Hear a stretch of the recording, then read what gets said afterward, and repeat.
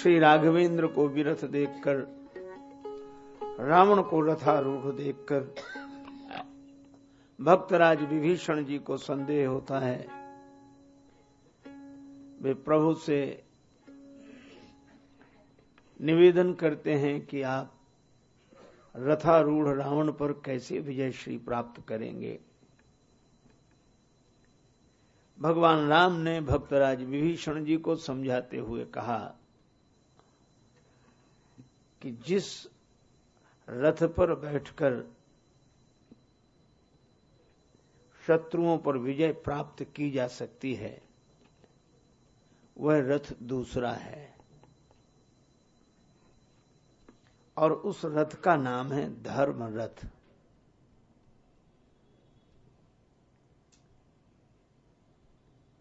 श्री रामचरितमानस की कथा पुरातन तो है, साथ ही सनातन भी है। पुरातन इसलिए है क्योंकि यह घटना घटी है जिसका वर्णन श्री तुलसीदास जी ने किया है, और सनातन इसलिए है कि आज भी यह घटना घट रही है।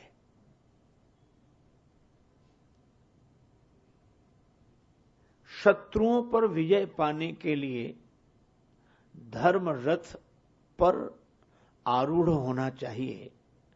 तो ये शत्रु कौन है?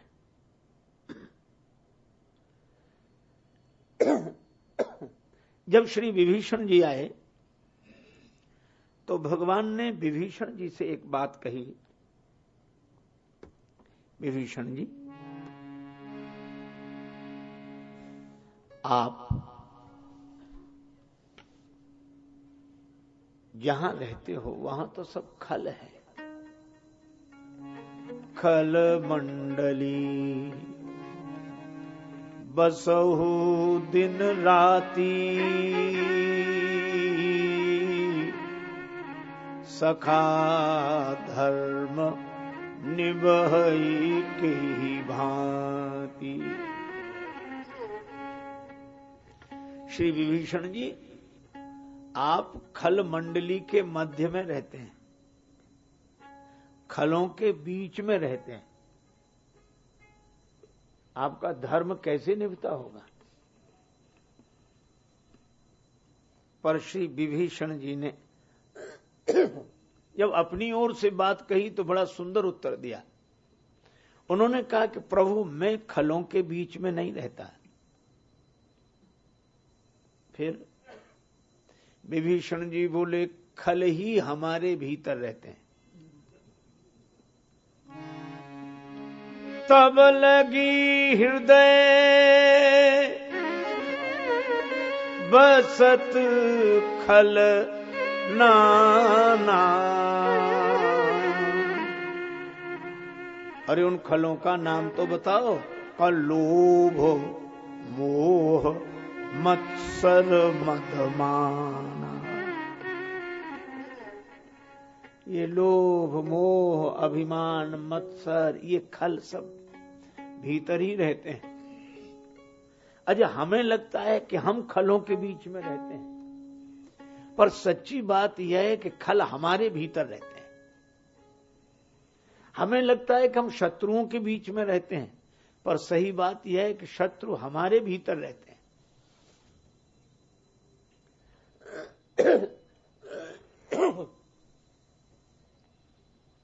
बात कठिन नहीं है, हम लोग थोड़ा समझने का प्रयास करें। शत्रु को देखा तो मन क्रोध से भर गया।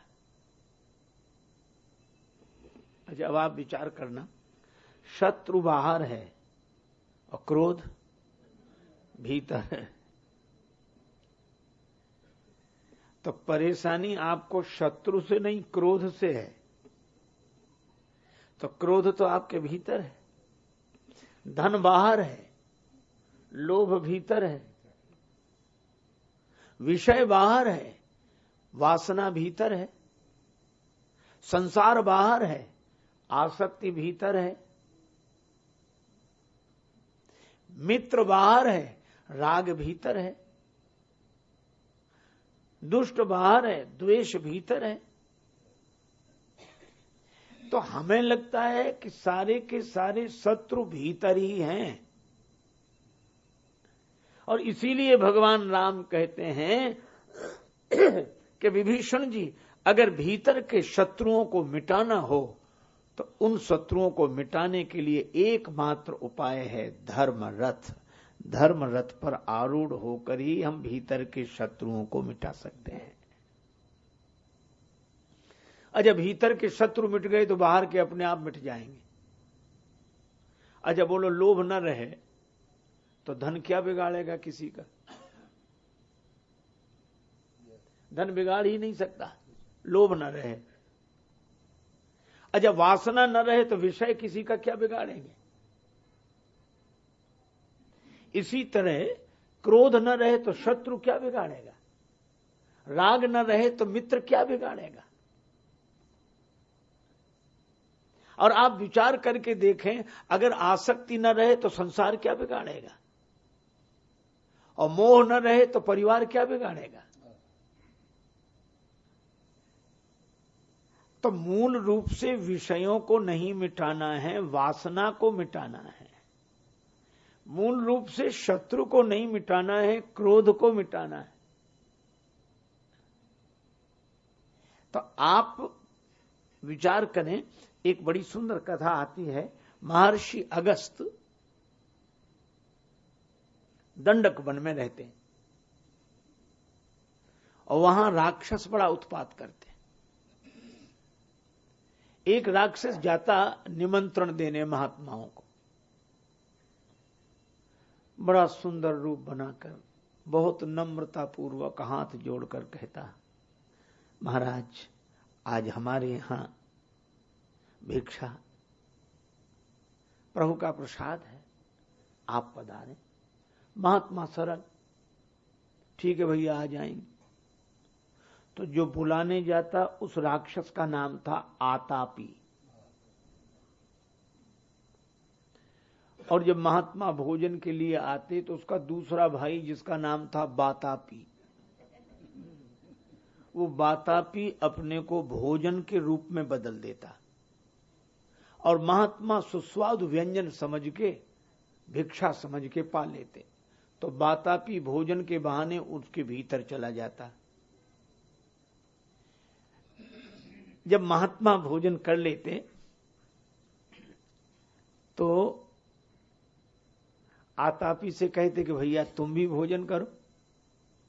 तो आतापी कहता अपने भाई को बुला लूं। हाँ बुला लो। तो आतापी अपने भाई को बुलाता, भैया बातापी बातापी। तो बातापी महात्मा के उदर के भीतर से बोलता, आ रहा हूं। अब महात्मा चौंक है कि ये बाहर, ये भीतर कौन? आ रहा हूं कहकर वो साधु का पेट चीरता हुआ बाहर निकलता और साधु को नष्ट कर देता। इन दोनों भाइयों ने अनेक साधु मार डाले इसी तरह। एक बार किसी ने अगस्त जी से शिकायत की कि महाराज साधुओं पर ये विपत्ति आप दूर करो। अगस्त जी ने कहा कि अब की बार वो निमंत्रण देने आए तो हमारे पास भेज देना उसे। आतापी तो आया रोज की तरह। आज महात्मा बोले आज हमारे गुरु जी को ले जाओ। बड़ा खुश हुआ कि इनके गुरु मिल रहे। गया अगस्त जी के पास, महाराज निमंत्रण। महात्मा अगस्त बोले हम तो प्रतीक्षा ही कर रहे थे, आएंगे, जाओ। गए अगस्त जी और वही क्रम बातापी भोजन के रूप में परिवर्तित हुआ। अगस्त जी उसे उदरस्थ कर गए।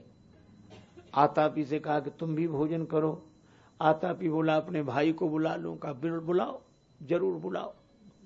अब आतापी खूब बुलावे, बातापी बातापी बातापी बात। अब बातापी बोले ही नहीं, उसकी आवाज ही नहीं सुनाई पड़े। तो रोने लगा कि बातापी। अगस्त जी बोले आतापी ये अगस्त का पेट है, इसमें समुद्र तक समा गया तो बातापी का क्या पता लगेगा। अब बातापी भीतर मर गया आतापी बाहर मर गया। और कितना बढ़िया संकेत है इस कथा के माध्यम से। इसी तरह एक शत्रु है आतापी और एक शत्रु है बातापी। आतापी बुलाता है, विषय हमें आकर्षित करते हैं। कब? जब वासना रूपी बातापी हमारे भीतर पहुंच जाता है। और जब आतापी बातापी को बुलाता है, अर्थात विषय जब भीतर की वासना को निमंत्रण देते हैं, तो वह वासना साधुता को नष्ट करते हुए पैदा हो जाती है। ऐसे अनेक साधु, ये वासना ही तो बाहर आके साधुता को नष्ट करती है। अनेक कथाएं हम लोग सुनते हैं, अनेक दृश्य देखते हैं। कल रात को ही हम लोग चर्चा कर रहे थे, विषय बाहर है, वासना भीतर है। और ये भीतर के शत्रु परेशान करते हैं। लेकिन जिनके उदर में समुद्र समा गया, उनके उदर में जाकर ही बातापी मिट सकता है। या यूं कहो कि जिसके भीतर बातापी मिट सकता है, वही समुद्र को समा सकते हैं उदर में। इसका अर्थ है कि संसार ही समुद्र है, जो भीतर की वासना को मिटा सकता है, वो पूरे संसार को पचा सकता है। और संसार उनमें कोई विकृति उत्पन्न नहीं करेगा, नहीं करेगा, नहीं करेगा। तो ये हैं भीतर के खल। एक महात्मा खल शब्द का बड़ा अच्छा अर्थ करते थे। वो कहते थे खल, हमसे बोले एक बार कि खल शब्द का अर्थ जानते हो? उनका महाराज आप बताओ। तो बोले खल शब्द में 2 अक्षर हैं, ख और ल। तो हमने कहा इसका अर्थ? बोले इसका अर्थ यही है कि जो खाए और लड़े, बस खाए और लड़े। हमें बड़ा अच्छा अर्थ लगा। हमने निवेदन किया कि महाराज इसमें एक बात और जोड़ दो। बोले बोलो। हमने कहा जिसका खाए उसी से लड़े।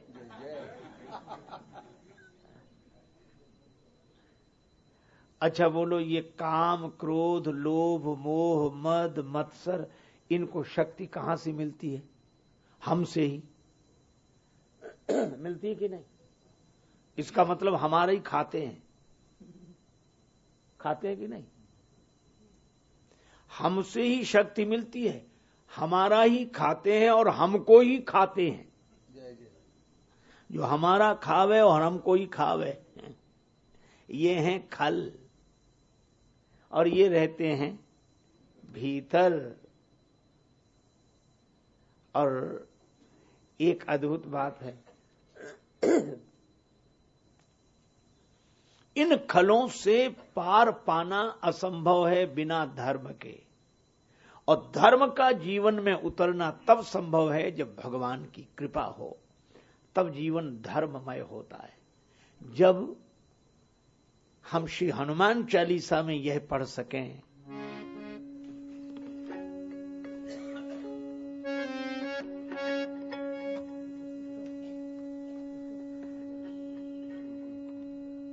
वाह,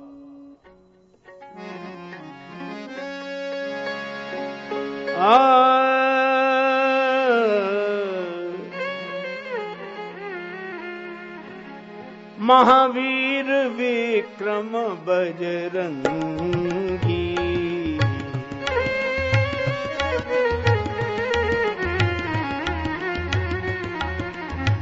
कुमति निवार सुमति के संगी।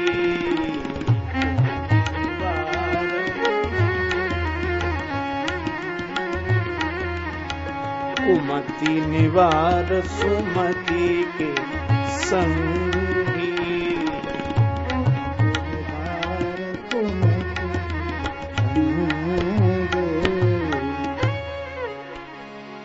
देखो, श्री हनुमान जी से जब हम यह प्रार्थना करते हैं, कुमति निवार सुमति के संगी,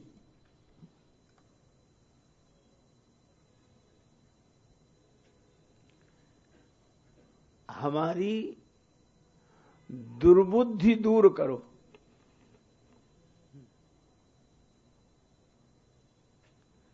कितनी अद्भुत बात है। कुमति निवार,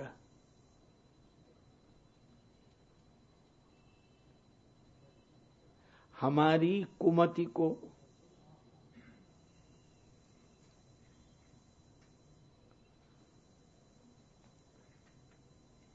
हमारे यहां वेदों से लेकर श्री हनुमान चालीसा तक,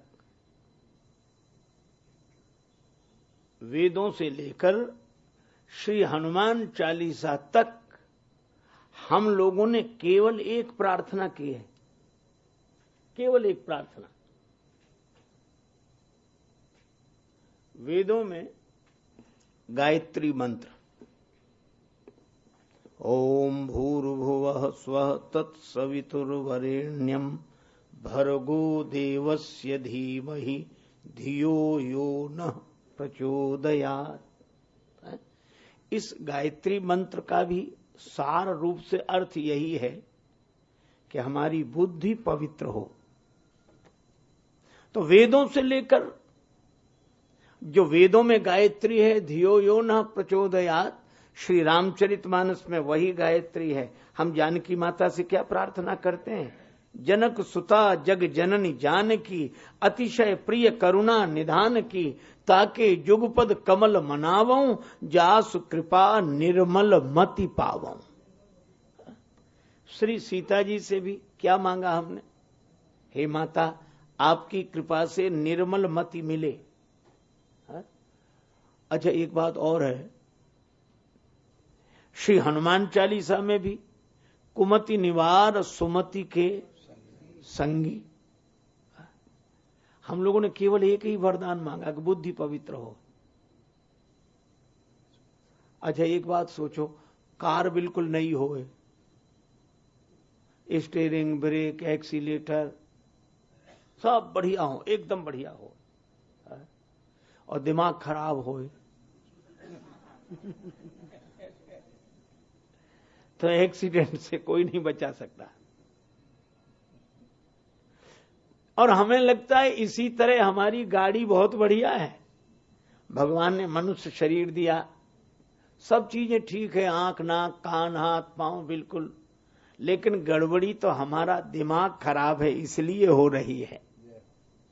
तो हम एक ही प्रार्थना करते हैं, कुमति निवार सुमति के संगी। एक वयोवृद्ध आदमी था, बड़ा संपन्न, परिवार वाले कहें कि बुढ़ापा आ गया, एक कार खरीद लो, कहां पैदल घूमते फिरते रहते हो। बोले नहीं, हम नहीं, जमाना खराब है। अरे का इतना भी खराब नहीं है कि तुम कार ना खरीद सको, ले लो। अरे बोले नहीं, लोग सामान बदल लेते। अरे तुम्हारे सामने कैसे बदलेंगे सामान? विश्वस्त ड्राइवर रखा गया, बड़ी मुश्किल से कार लेने को राजी हुए, लेकिन हम रहेंगे साथ। अब वो ड्राइवर जैसी गाड़ी, हर बात, क्या कर रहे हो? वो कहे अब आगे चलाना। अच्छा, थोड़ी दूर, क्या कर रहे हो? तो एक जगह मोड़ रहा था, और क्या कर रहे हो? तो बोला गियर बदल रहे हैं। तो बूढ़ा बोला हमारे सामने ही बदल रहे हो, हमारे सामने ही बदल रहे हो। अब बोलो बताओ, इसमें कार का क्या दोष? एक आदमी बड़ी दूर गया दिल्ली से और 2 घंटे में पहुंच गया। कहीं कहां आ गए तुम, कहां चले गए? कहा नई गाड़ी थी तो हमने सोचा चले ही जाएं, तो हम 2 घंटे में दिल्ली से इधर आ गए हैं। कहां? अंबाला। तो कब लौट आओ? बोले लौट रहे, 5 घंटे में लौटा। बोले जाने में 2 घंटे लगे और 5 घंटे लौटने में। बोले क्या करें, इसमें जान आगे बढ़ने के तो कई गैर हैं, लौटने का तो एक ही गैर था, पीछे लौटने का बैक गैर में ही आए बैक। अब बोलो जो बैक गैर में ही लौटे, अब इसमें बनाने वालों का क्या दोष है? इसी तरह मुझे लगता है कि मनुष्य शरीर देने वाले का कोई दोष नहीं है, पर सही बात यह है कि हमें होश नहीं है, बुद्धि ही खराब है। और इसीलिए मैं उन ऋषियों को बार बार प्रणाम करता हूं जिन्होंने केवल एक बात कही कि तुम सन्मति का वरदान मांगो, सुमति का वरदान मांगो, बुद्धि की पवित्रता मांगो। महात्मा गांधी भी अपनी प्रार्थना में कहते हैं, सबको सन्मति दे भगवान, सुमति सन्मति। और रामचरितमानस में भी तुलसीदास जी कहते हैं, अस विवेक जब दे विधाता, अस विवेक जब दे, विवेक जब दे, विवेक जब दे।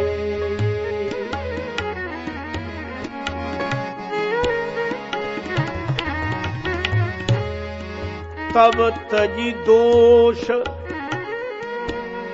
गुणहीन मन,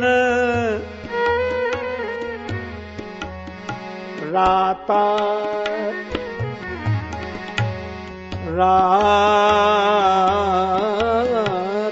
अस विवेक जब दे।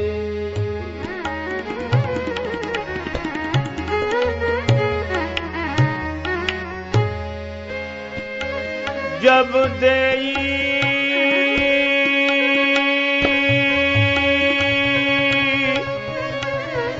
देई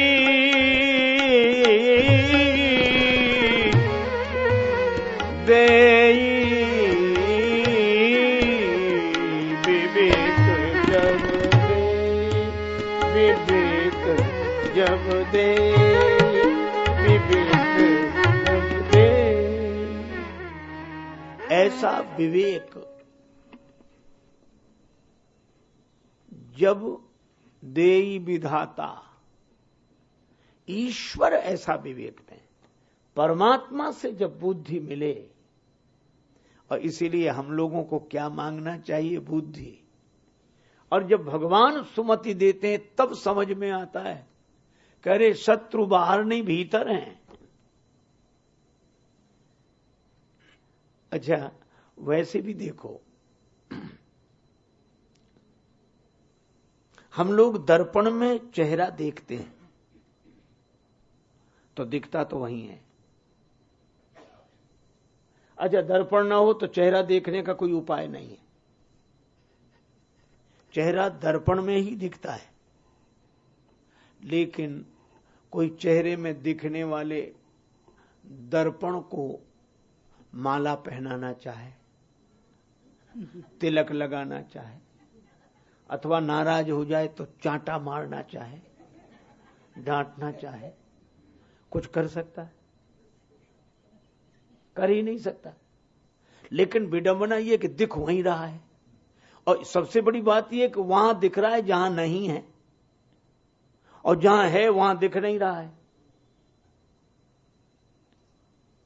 तो अगर दर्पण में दिखने वाले चेहरे को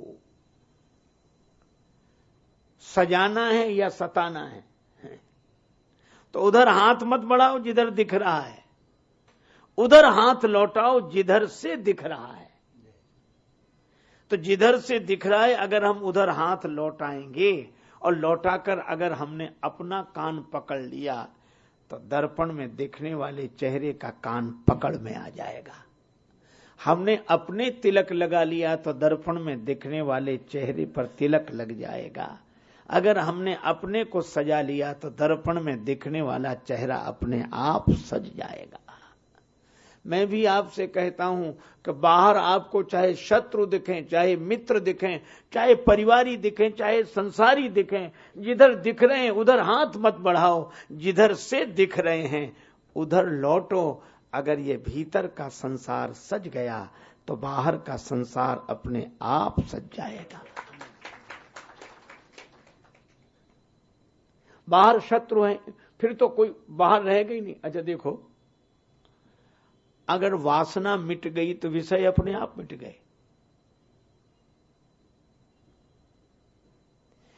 अच्छा वैसे भी देखो, विषयों को मिटाया नहीं जा सकता क्योंकि परमात्मा के बनाए हैं। अच्छा शत्रु को कैसे मिटाओगे? मान लो एक शत्रु मिट गया, दूसरा फिर पैदा हो गया, कितनों को मिटाओगे? अच्छा मित्र को मन से मान लो हटाना भी चाहो कि इसके प्रति बहुत लगाव लग गया है, भगवान में मन नहीं लगता, इसी में मन लगा रहता है, एक से हटाओगे दूसरा फिर पैदा हो जाएगा। कीने सुकृत न पाप सिराही, रक्त बीज जिम बाढ़त जाही। पुण्य करने पर भी पाप नष्ट नहीं होते, ये रक्त बीज की तरह बढ़ते हैं। एक राक्षस था रक्त बीज, उसको कोई तलवार से भी प्रहार करे, उसके रक्त की जितनी बूंदें गिरे उतने रक्त बीज पैदा हो जाएं। और ये अद्भुत कथाएं हैं जो जीवन का ही संकेत देती हैं। आप भी एक शत्रु को मिटाओ और शत्रु के भावना की जितनी बूंदें गिरती हैं उतने फिर शत्रु पैदा हो जाते हैं। मित्र को मिटाने की कोशिश करते हैं उतने फिर मित्र पैदा हो जाते हैं।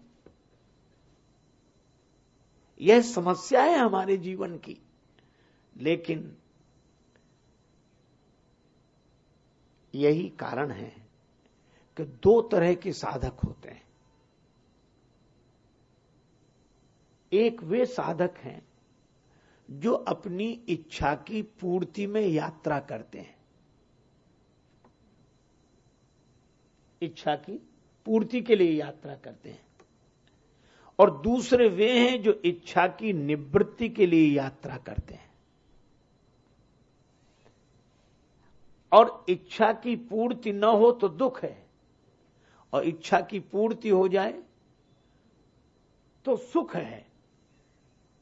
इच्छा की पूर्ति न हो तो दुख, इच्छा की पूर्ति हो जाए तो सुख, और इच्छा की निवृत्ति हो जाए तो आनंद।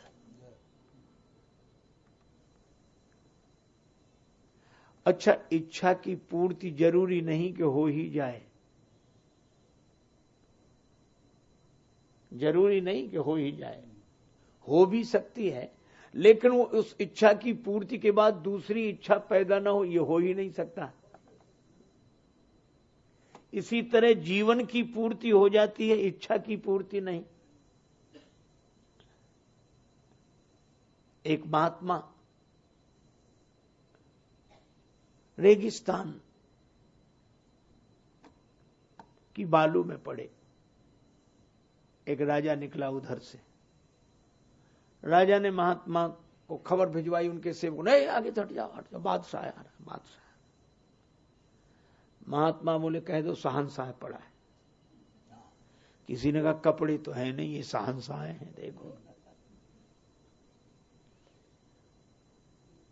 मंत्रियों ने भी समझाया, महात्मा नहीं माने। बादशाह आया। बादशाह ने कहा कि तुम शहंशाह कैसे? महात्मा बोले तुम बादशाह कैसे? बोले एक देश को जीत लिया है, दूसरे देश को जीतने जा रहे हैं। बोले उसके बाद? बोले दूसरे देश को जीत लेंगे तब सुख से सोएंगे आराम से, इसलिए हम बादशाह हैं। एक देश जीत चुके हैं, दूसरे देश को जीतने जा रहे हैं। महात्मा बोले तुम दूसरे देश को जीत लोगे तब सुख से सोओगे, इसलिए बादशाह हो। हम अभी सुख से सो रहे हैं, इसलिए शहंशाह हैं अभी।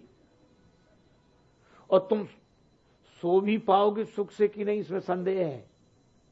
पता नहीं दूसरा देश जीत पाए कि न जीत पाए। और हम तो अभी, तुम इच्छा की पूर्ति के लिए जा रहे हो, हम इच्छा की निवृत्ति कर बैठे हैं।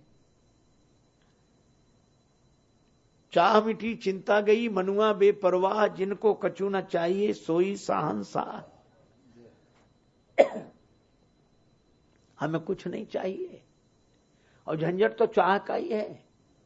चाह पैसों से आनों में आती रही, चाह आनों से रुपया बनाती रही, चाह रुपयों से नोट चुनाती रही, चाह नोटों से कोठी चुनाती रही, और चाह कोठी में मोटर मंगाती रही, चाह मोटर से होटल में जाती रही, चाह होटल में बोतल खुलाती रही, चाह क्या क्या न करती कराती रही। अरे चाह पाली जिन्होंने वो पीले हुए, चाह छोड़ी जिन्होंने रसीले हुए, और चाह जर से लगी जी जरा हो गया, और चाह हरी से लगी जी हरा हो गया।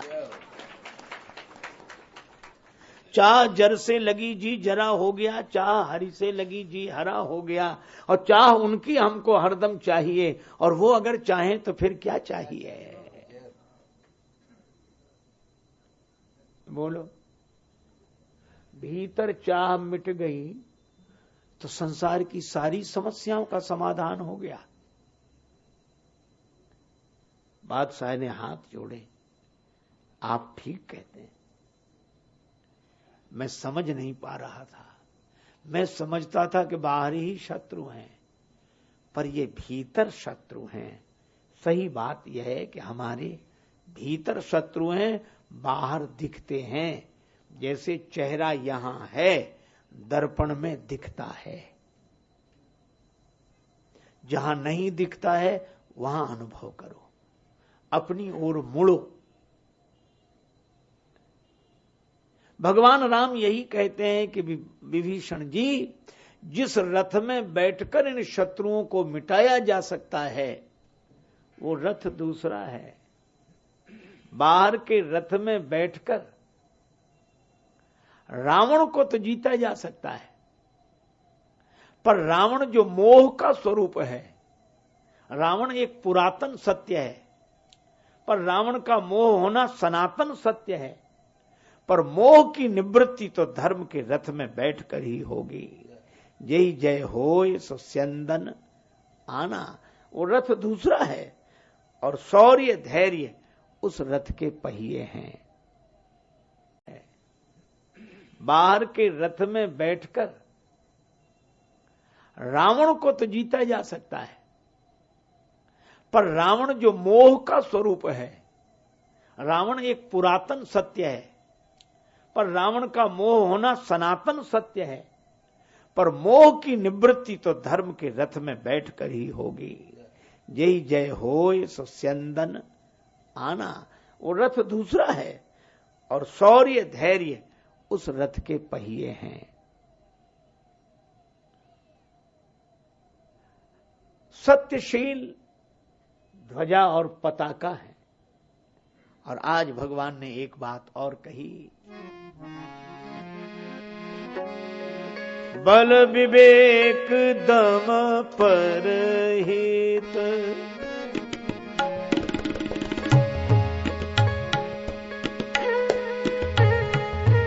परहित घोरे बल विवेक दम परहित,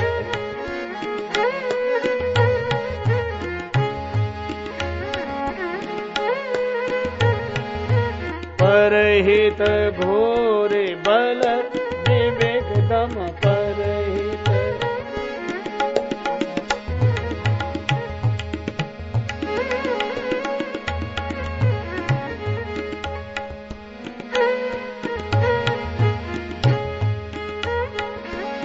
बल विवेक दम परहित भूरे क्षमा कृपा समता रज जोरे विवेक दम परहित।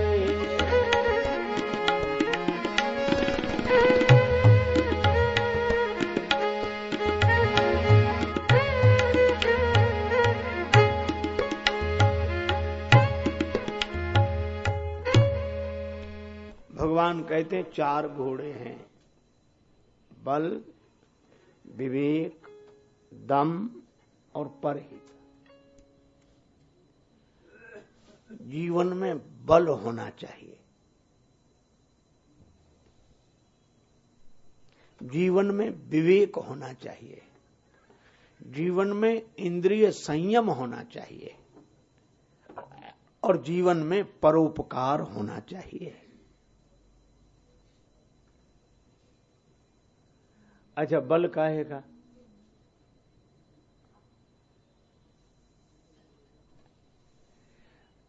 श्री रामचरितमानस में ही जहां मानस रोगों का वर्णन है,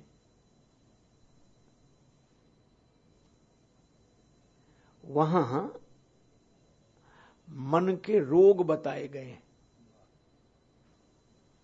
मन का सबसे बड़ा रोग है विषयों की वासना। मन अटका रहता है जहां वासना होती है, वहां से आगे नहीं बढ़ता। और सबसे बड़ी विडंबना यही है कि तन आगे बढ़ता जाता है, मन अटका रह जाता है। अगर मन तन के साथ चले तो कोई कठिनाई नहीं है। तन बूढ़ा हो गया तो मन को भी अब बूढ़ा होना चाहिए, लेकिन तन बूढ़ा होता है, मन जवान होता है।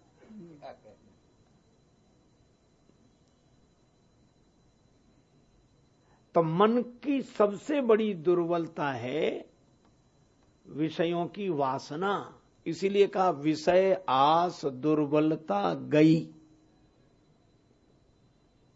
तो बल आ जाए तब दुर्बलता जाए। तो बल क्या है? श्री तुलसीदास जी कहते हैं, जानिय मन तब विरुज गुसाई, जब उर बल विराग अधिकाई। जीवन में वैराग्य का बल। बड़ी अद्भुत बात कही।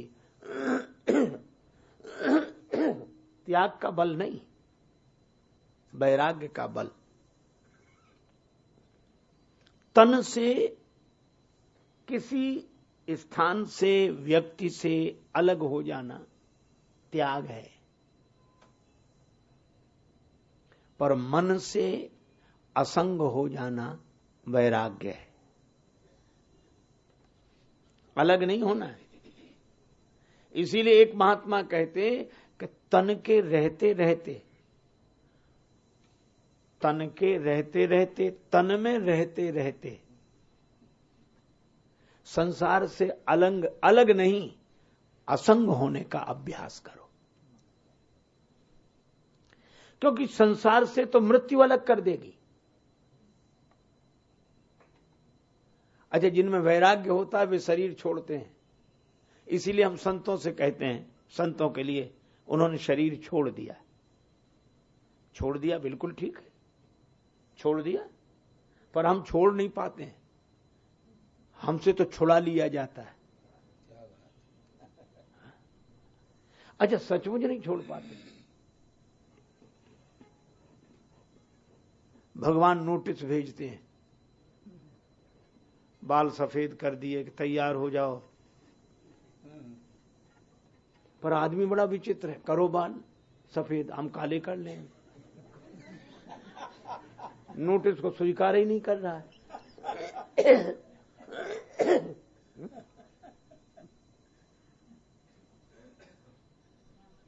अच्छा, नोटिस सबको दिखाता न फिरे, पर स्वीकार तो कर ले। सफेद बाल ना दिखाओ सबको, लेकिन सफेद बाल हो गए तो स्वीकार तो कर ले। भगवान ने दांत तोड़े, बोला कोई बात नहीं, तोड़ दो, हम बत्ती लगवा लेंगे। आंख खराब की, आदमी बड़ा चतुर, हम चश्मा लगा लेंगे।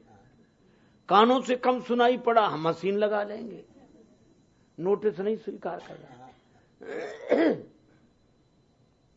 जब आदमी नोटिस स्वीकार नहीं करता तो भगवान मौत को भेजते हैं, और मौत कान पकड़ के एक तमाचा लगाती है, छुड़ा लेती है। तो हमसे शरीर छुड़ा लिया जाता है, पर महात्मा शरीर छोड़ देते हैं। इसका अर्थ है कि जिसके मन में संसार से राग नहीं होगा वो शरीर छोड़ देता है, और जिसके मन में संसार का राग है उससे शरीर छुड़ा लिया जाता है। तो बल होना चाहिए वैराग्य का।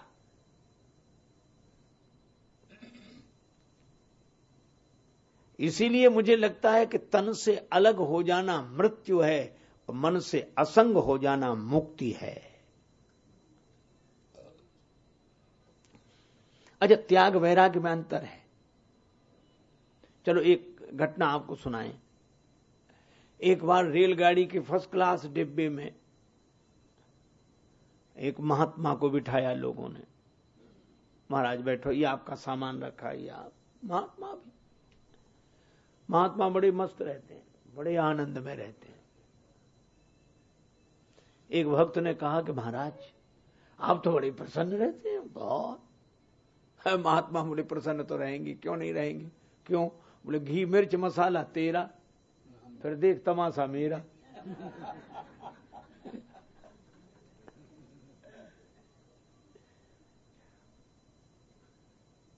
तो कहा कि आप, श्री कबीरदास जी कहते हैं, जो सुख पाया राम भजन में सो सुख नाही अमीरी में।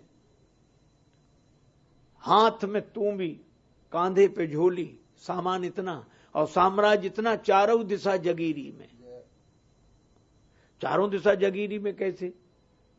बोले जैसे एटीएम होता ना अपने पास, कहीं भी निकाल लो बैंक से, एटीएम है। इसी तरह महात्मा कहते हैं कि हमारा तो हर एक की जेब में एटीएम है। भगवान ने इतनी बढ़िया व्यवस्था कर रखी है, काहे को परेशान हो। इसलिए हम परेशान नहीं होते, चाहे फर्स्ट क्लास में बैठा, चाहे झोपड़ी में रखे, चाहे महलों में रखे, चाहे झोपड़ी में रखे, आनंद ही आनंद, तुम्हारी इच्छा है? तो महात्मा को बिठा दिया फर्स्ट क्लास में, बड़े राजी। अच्छा देखो, त्याग और वैराग्य की एक बात बताऊं मैं आपको।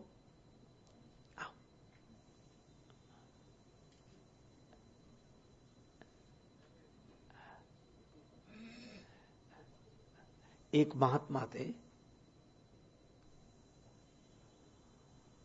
सच्ची घटना बता रहा हूं।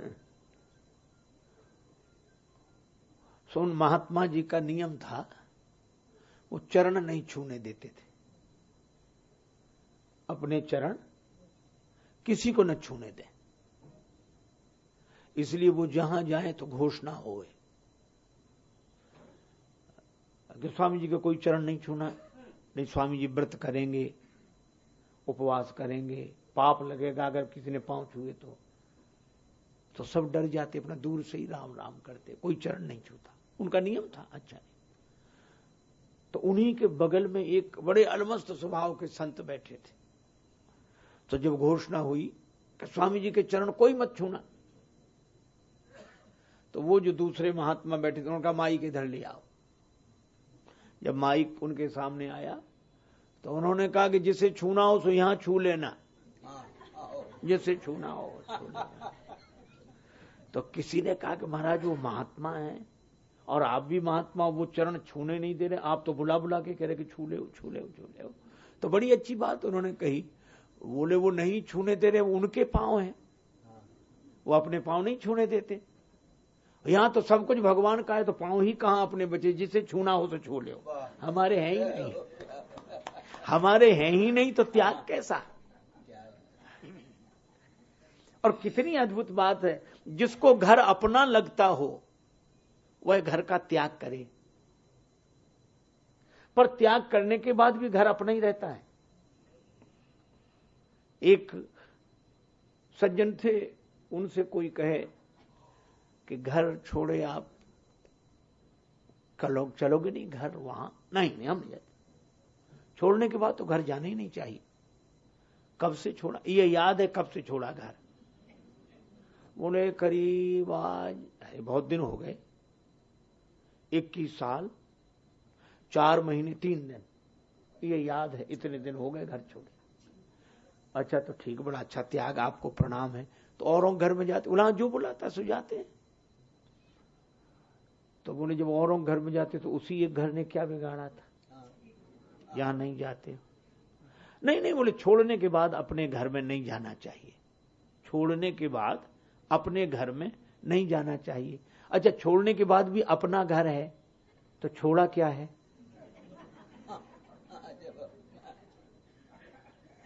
पर यह त्याग है, यह आवश्यक है, क्योंकि त्याग के बाद वैराग्य की दशा है। लेकिन त्याग में अटकना लक्ष्य की प्राप्ति नहीं है, वैराग्य की प्राप्ति लक्ष्य है। तो महात्मा को बिठा दिया रेलगाड़ी के फर्स्ट क्लास डिब्बे में, तो महात्मा आराम से बैठे, सामान रखा सामने। महात्मा कोई त्यागी तो थे नहीं, वैरागी थे, बैठे। अगले स्टेशन पर गाड़ी रुकी तो एक सेठ जी आए, वो भी बड़े संपन्न आदमी, तो उनका भी उतना ही सामान और लोग बैठाने आए। सो फर्स्ट क्लास का कूपा खाली, अकेले महात्मा बैठे, पुराने जमाने की बात। सो सेठ जी भी बैठ गए, सामान रखा और देखा कि सामने ऐसे कपड़े वाला एक बाबा बैठा और सामान। अच्छा हम लोगों की तो एक आदत है कि कोई समझे या ना समझे, समझाने को हम तैयार रहते हैं।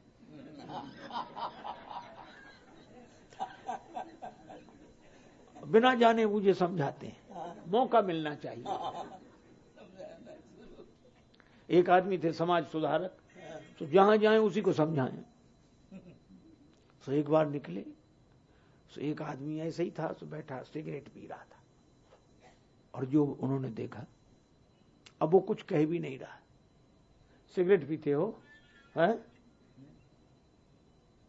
वो ऐसे ही पी रहा है। अब देख रहे कि पीते हो, पी ही रहा है।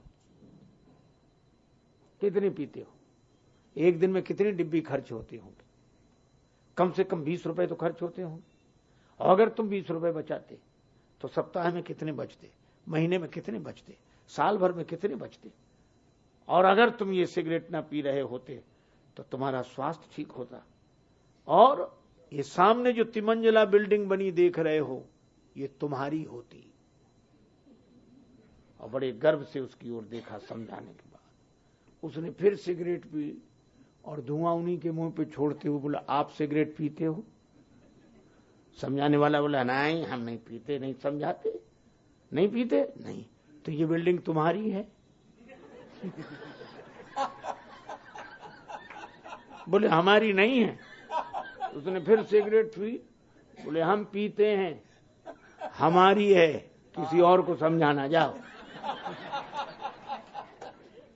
अरे कम से कम कोई समझने को तैयार हो तब तो समझाओ, कोई पूछे तब तो बताओ।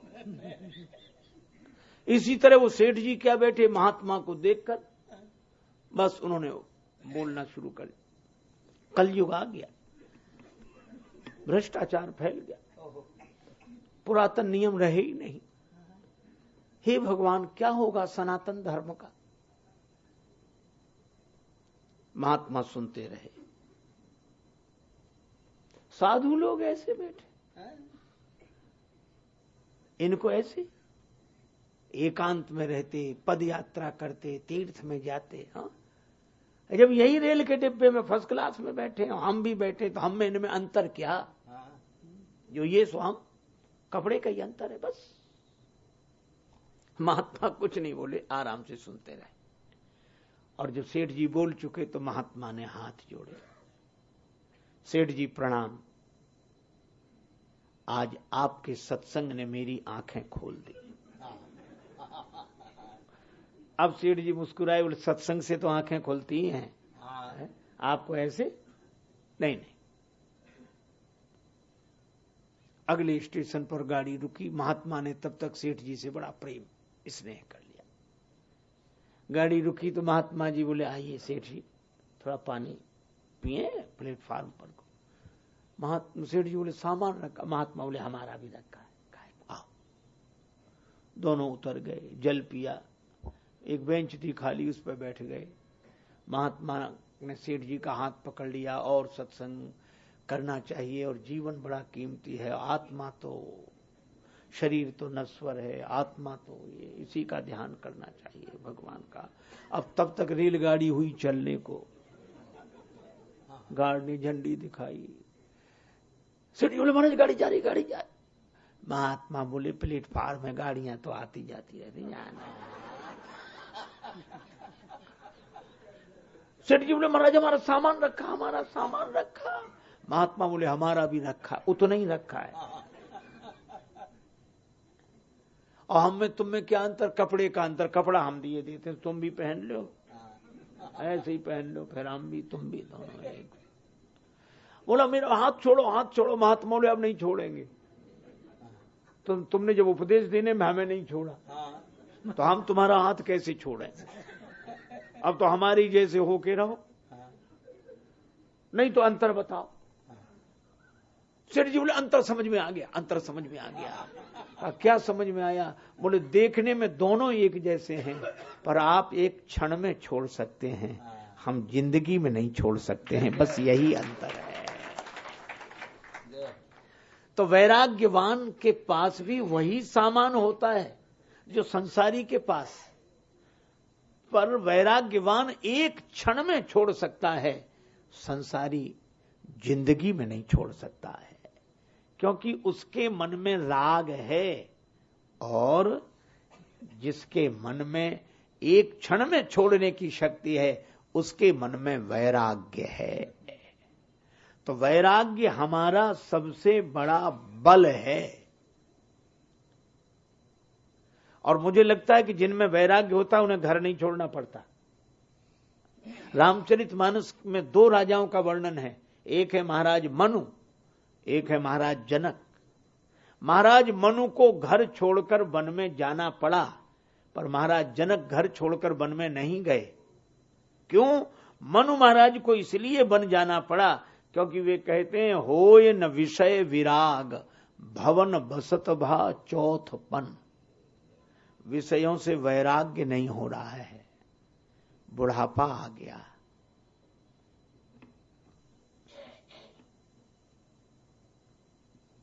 हमें जाना है, जाने के दिन आ गए हैं, पर हम यही नहीं जान पा रहे हैं कि जाना है। वैराग्य नहीं हो रहा है, इसलिए घर छोड़ना पड़ा। वैराग्य नहीं हो तो त्याग करो, और त्याग के बाद वैराग्य उत्पन्न होता है। पर महाराज जनक ने घर नहीं छोड़ा। क्यों? सहज विराग रूप मन मोरा। क्योंकि जनक जी को तो वैराग्य है ही, और जिसे वैराग होता उसे घर नहीं छोड़ना पड़ता। न जग छोड़ो न हरि भूलो, कर्म कर जिंदगानी में, रहो दुनिया में तुम ऐसे, कमल रहता जो पानी में। कमल जल में रहकर जल से अलग रहता है, इसी तरह जग में रहकर जग से जो असंग रहे वह वैराग्यवान है। ये वैराग्य का बल होना चाहिए। यह भी धर्म रथ का एक घोड़ा है, बल। बल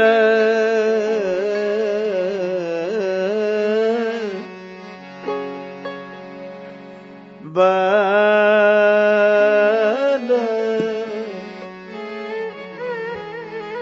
बल बल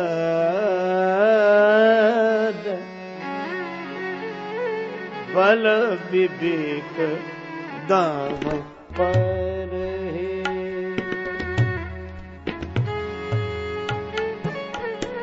घोरे बल विवेक दाम पर है।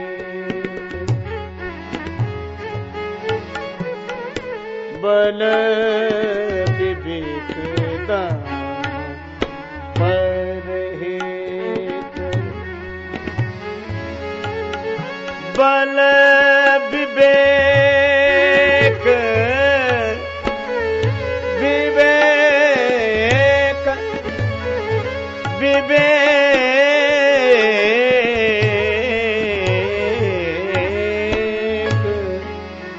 बल विवेक दाम पर है।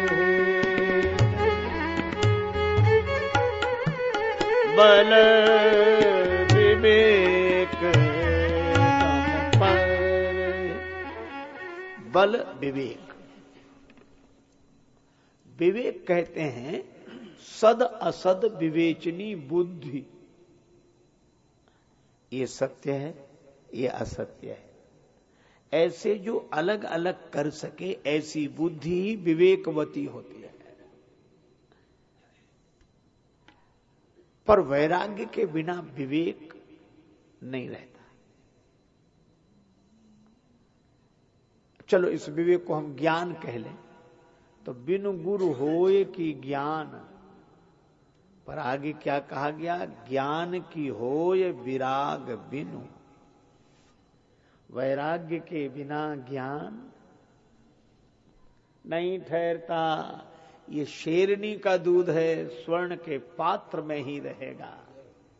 ये विवेक उन्हीं के पास रहता है जिनमें वैराग्य होता है, और जिनमें वैराग्य नहीं होता वे विवेक की बातें करेंगे बस। जिसको कबीरदास जी ने कहा, पंडित बाद बदनते झूठा।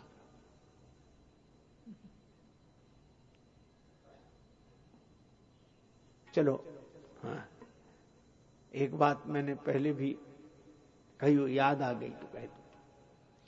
एक आदमी कुछ काम नहीं करता था, घर में फालतू बैठा रहे। उसकी पत्नी परेशान कि कुछ तो कर भले आदमी। कर लेंगे आलसी आदमी। हर का 1 महीने बाद बरसात आने वाली है, घर का पुराना छप्पर व्यवस्थित कर ले ताकि भीगे नहीं, कर लेंगे। पर उसको एक मंत्र आता था, बस वो मंत्र याद, उसे सावर मंत्र, और किसी न किसी मरीज की प्रतीक्षा करे, कोई मिले और हम मंत्र का झाड़ा दें, बस।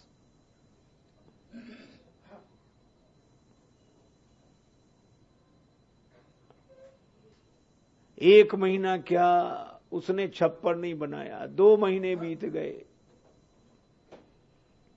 और 2 महीने बाद बरसात आ गई, पूरा घर परेशान, बरसा बरसा बरसा। पत्नी बड़ी नाराज होती। एक दिन एक मरीज आया तो उसका काम बस वही नीम के पत्तों का झोंका बनाकर उसने झाड़ा देना शुरू किया। उसके दांत में दर्द था, अब वो झाड़ा दे। पत्नी ने सुना कि मंत्र बोलता क्या है। वो मंत्र क्या बोलता था? सावर मंत्र। तो ऐसे ही बोले, हम छू, और छू कहकर मंत्र धीरे धीरे बोला जाए तो ऐसे, हम छू, आकाश बांधू, पाताल बांधू, 7 समुद्र बांधू, घाट का घटोई बांधू, मरघट का मसान बांधू, छू। फिर आकाश बांधू, पाताल बांधू, 7 समुद्र बांधू, घाट का घटोई बांधू, मरघट का मसान बांधू, छू। और तीसरी बार जो बोला आकाश बांधू, पाताल बांधू, पत्नी बोले रहने दे, घर का छप्पर तो बनता नहीं है, आकाश बांध रहा है, पाताल बांध रहा है, 7 समुद्र बांध रहा है, यहीं बैठे बैठे। इसी तरह बिना वैराग्य के जो ज्ञान की बातें करते हैं उनका भी यही हाल है, वो बातों में ही आकाश पाताल बांधते रहते हैं। इसीलिए ज्ञान उनके पास ठहरता है, ज्ञान उनके जीवन में होता है जिनके जीवन में वैराग्य होता है। सब नृप भये जोग उपहासी, सब नृप भये जोग उपहासी, जैसे बिनु विराग सन्यासी। वैराग्यवान होना चाहिए। तो अगर जीवन में वैराग्य का बल है तो विवेक साथ रहेगा। ये 2 घोड़े साथ साथ हैं, बल और विवेक। और बिनु सत्संग विवेक न होई, राम कृपा बिनु सुलभ न सोई। भगवान की कृपा के बिना विवेक सुलभ नहीं होता। इसीलिए भगवान की भक्ति करनी चाहिए, भगवान की प्रार्थना करनी चाहिए, और मन को वैराग्यवान बनाकर रखना चाहिए। जहां वैराग्य वहां बल, वैराग्य का बल और विवेक का साथ। हमारे गुरुदेव कहते थे हमेशा विवेक का सहारा लेकर चलो। तो वैराग्य का बल और विवेक, ये बल विवेक 2 घोड़े साथ साथ। पर तीसरी बात भगवान बड़ी अद्भुत कहते हैं, बल विवेक दम परहित, घोड़े बल विवेक दम परहित।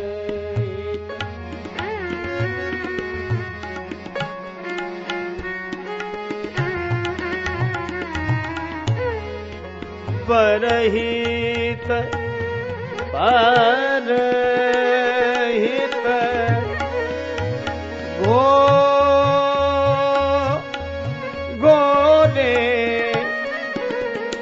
घोड़े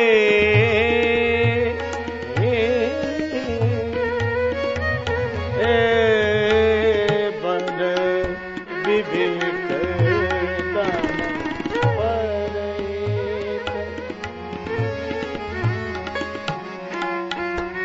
विवेक दम परहित।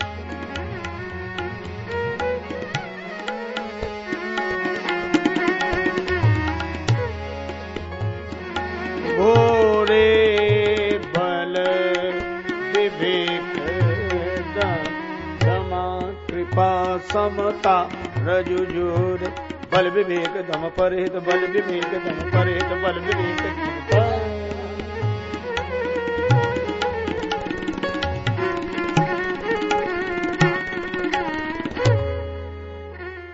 तीसरा घोड़ा है दम। दम कहते हैं इंद्रियों का संयम। इंद्रियों के संयम को दम बोलते हैं। और कितना बढ़िया है, ऐसा नहीं कि आंख देखे ही नहीं,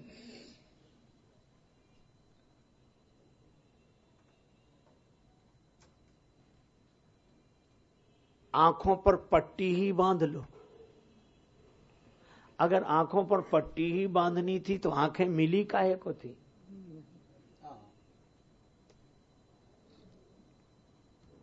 एक आदमी ने साइकिल खरीदी, बोला हमारी साइकिल बिल्कुल नहीं रखी, बिल्कुल नहीं। कितने दिन पहले ली थी? बोले 5 साल हो गए। 5 साल से नहीं रखी? हाँ। क्यों? हमने चलाई ही नहीं, जैसे लाए थे वैसे ही रखी। अरे जब चलाई नहीं तो ली काहे को थी? यह भी एक तरह का अतिरेक है कि उसका उपयोग ही नहीं करना। अरे भाई, ये इंद्रियां घोड़े हैं। इसीलिए एक महात्मा का भजन है, वो